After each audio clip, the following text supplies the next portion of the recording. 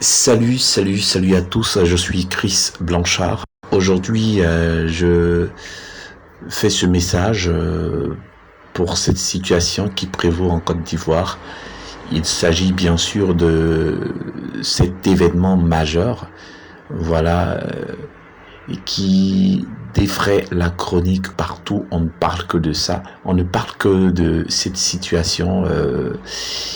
Cette émission est passée sur la chaîne NCI, l'émission de vacances produite par Yves Dembella sur NCI.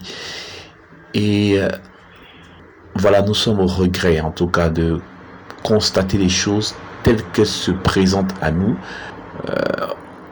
On a ce pincement au cœur là, on connaît l'homme, en tout cas on pense connaître l'homme, et pour le peu qu'on a vu de lui, on se dit qu'est-ce qui n'a pas marché, on s'est dit qu'est-ce qui s'est passé.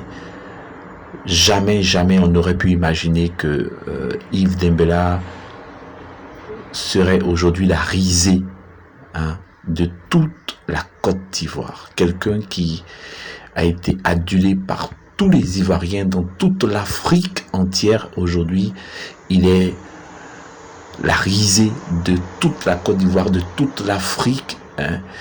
Et c'est à une dimension qui dépasse même l'entendement. C'est pas possible qu'on en arrive là. Nous sommes du métier, nous savons qu'une émission se prépare des jours avant.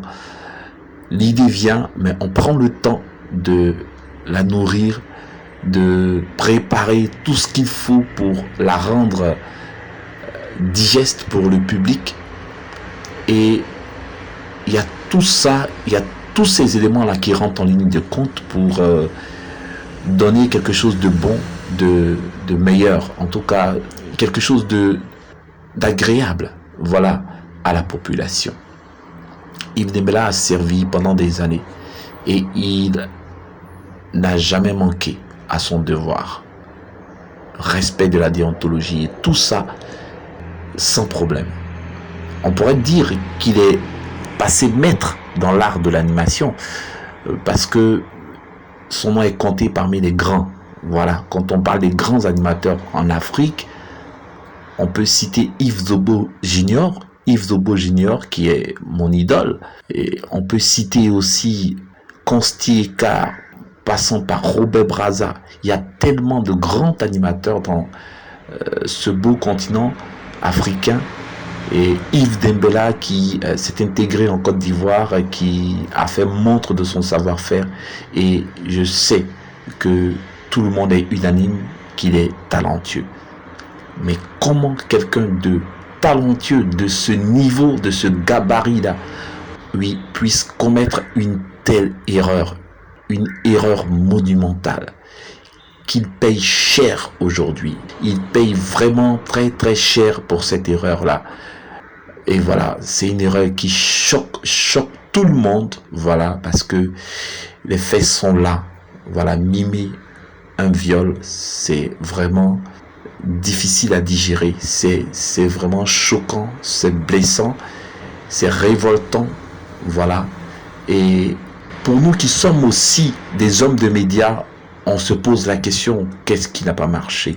Et je dirais simplement que ce qui doit arriver, arrive. Et c'est Dieu seul qui connaît le destin de tout un chacun. Je sais que même Yves Dembella lui-même, il ne s'en revient pas.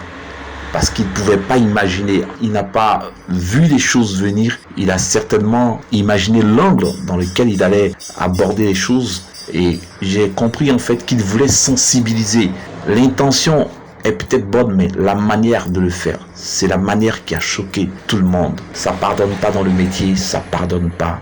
Et aujourd'hui, il le paye très cher. Même celui qui a été invité pour mimer la chose, pour lui c'était une aubaine en fait. Il allait se faire son buzz. Il a payé cher. C'est vraiment une situation qui dépasse l'entendement de tous, et ça emmène en même temps à réfléchir sur le métier d'homme de médias.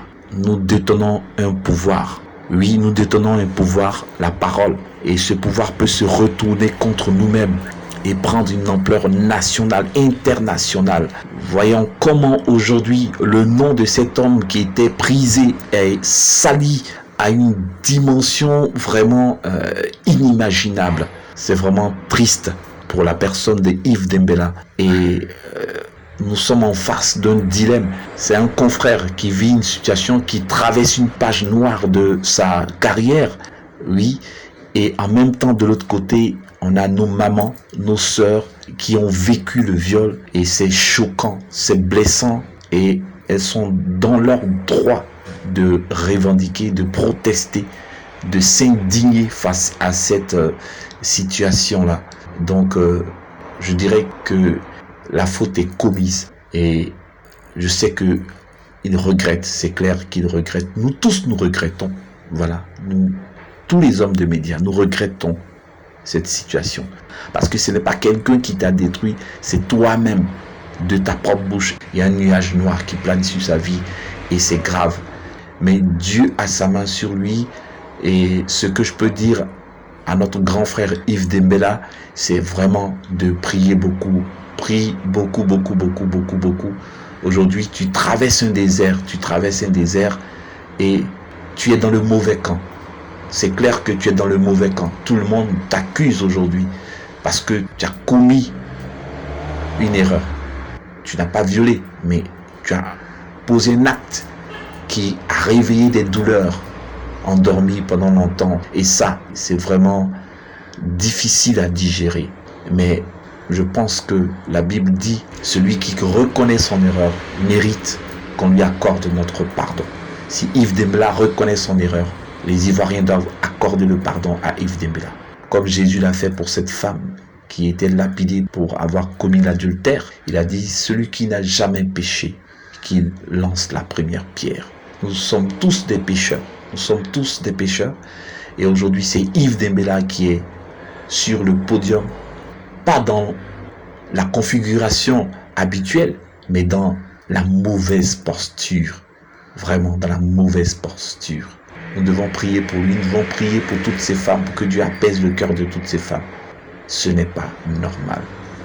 On pourrait dire qu'il y a une tendance de nos jours, les gens, tout le monde veut faire le buzz, tout le monde veut faire le buzz. Et c'est ça, c'est un gros piège, un gros piège. Voilà, on veut tellement avoir de l'audience que on joue à un jeu dangereux. C'est sur un fil rouge parce que c'est limite. Tu peux basculer et c'est ce qui s'est passé. Il a basculé de l'autre côté et ça paye cher, ça paye très très cher. Alors, je dirais, il y a une grande poisse sur notre grand frère. Il y a une grande poisse qui l'a frappé. Grand frère, répands-toi devant la face de l'Éternel. Je sais que tu as la crainte de Dieu. Répands-toi devant la face de l'Éternel. Et lui d'abord, il t'accordera son pardon. Toi-même, tu pourras te regarder dans le miroir et t'accorder aussi le pardon. Ensuite, le monde entier pourra te pardonner cet acte que tu as posé. Voilà. Alors, c'était mon message. Dire non. Et plus jamais ça sur nos médias, en Afrique, en Côte d'Ivoire en particulier. Soutien à nos mamans. À très bientôt. Au revoir.